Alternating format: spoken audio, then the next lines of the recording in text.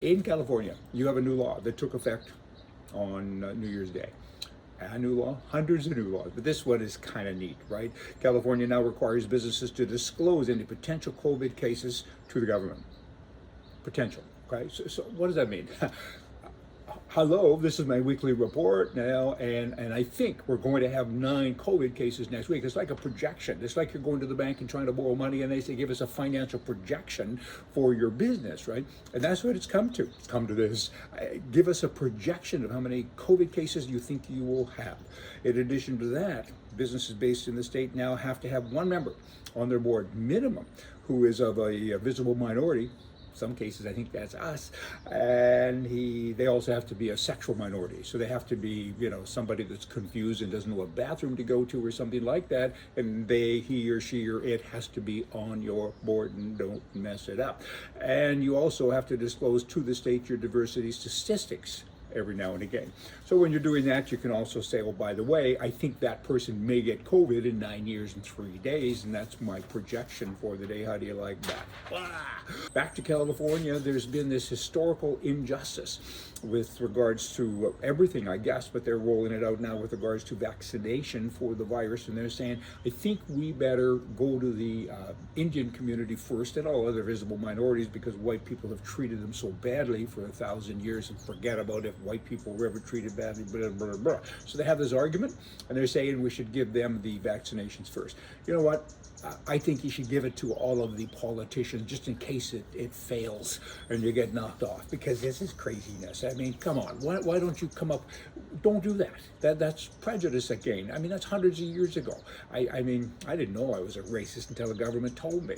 I mean, really, society is structured in a way that enables people to live longer. It's what people?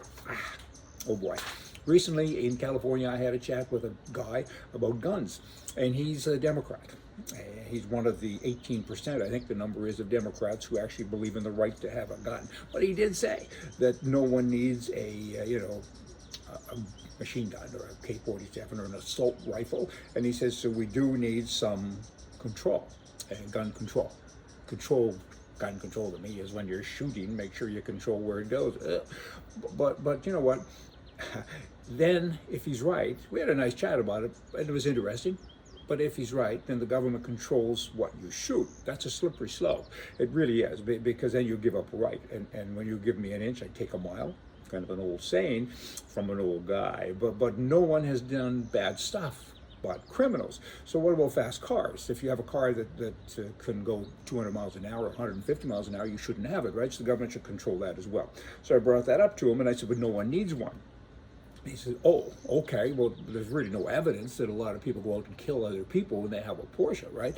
And I said, but there's no evidence of it with guns. The good guys that have the licenses, that have all these assault rifles, so-called, they don't do bad things. So statistically, everything is okay. So why do you care? Why do you care if I have a tank in my backyard?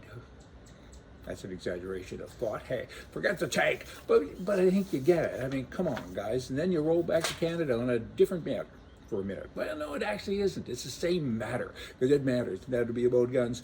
They're trying to figure out how to buy back guns from people that were never theirs in the first place. How do you buy something that you never owned? But in any event, they're so intent on screwing everybody out of their rights and their property. And no premier's ever stood up and said, that's millions and millions or billions of dollars worth of property from my citizens, and how dare you? They don't talk like that.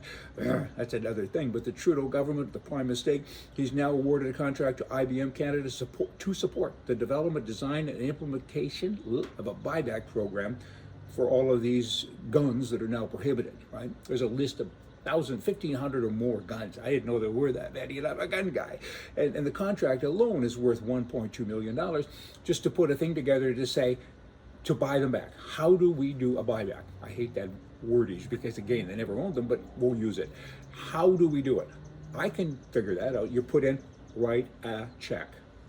Duh, that's all you do, write a check. There, you don't even have to give me $1.2 million, and I solved it. It's crazy. I mean, how dare you go and do this to law-abiding citizens? There are as many guns on a per capita basis in Canada as there are in the U.S., and you're treating your citizens like that. Very, very bad. Then you have Jason Kenney in Alberta. He's the leader there, and in Alberta, I think there's like 4 million guns. So do the math on that, and what are they worth dollar-wise? A lot of money. And he's never once stood up and said, "Hey, that's property, my people's property," and that's not going to happen. They don't talk like that. And now it's been confirmed that he's working out of an office of former Premier crazy person Redford's old Sky Palace. This woman was a commie, and she built this huge kind of monster thing, and now he's there, and that's not good PR. And this guy's like he might as well write a letter to everybody and say, "Never vote for me again, please." You know, he's collapsed in the polls. Polls are for strippers, and I get that, but I think these might be accurate because he's doing a bad job. And in a way, it's good. Maybe the Wild Rose Party now, the new reject Wild Rose Party, maybe they hired him. I mean, he's acting like he works for them because I think they will win now. Separation, they're really pushing fast forward, and the leader of that party will be on our show soon. He's consented to come on here with me and chat about it. It'll be interesting because it's not just Alberta, it would be the West. Other places, countries, other provinces, I'm sure will join once the movement is successful with one. It's like an ice cream line. I see a bunch of people in line, it's working, they like it, they're getting fat now, so I'm gonna go join too, right? Oh boy. Lastly today, the John Wayne Cancer Institute out of Santa Monica, California. You know what? They're great. I've been a supporter of them for a number of years. John Wayne, the famous movie star man, he was great. I say this to all the commies that I meet and socialists and bad kids. You should be forced to watch a John Wayne movie, and it might straighten you up a little bit. It's a great organization. Go online, check them out, look at them. Cancer. Somebody's got to fix this thing. Cancer, we all talk about COVID and cures and vaccines, and someday there will be a cure for cancer. And when it happens, it'll be the foundations, like the John Wayne Cancer Foundation, that make it work and make it happen.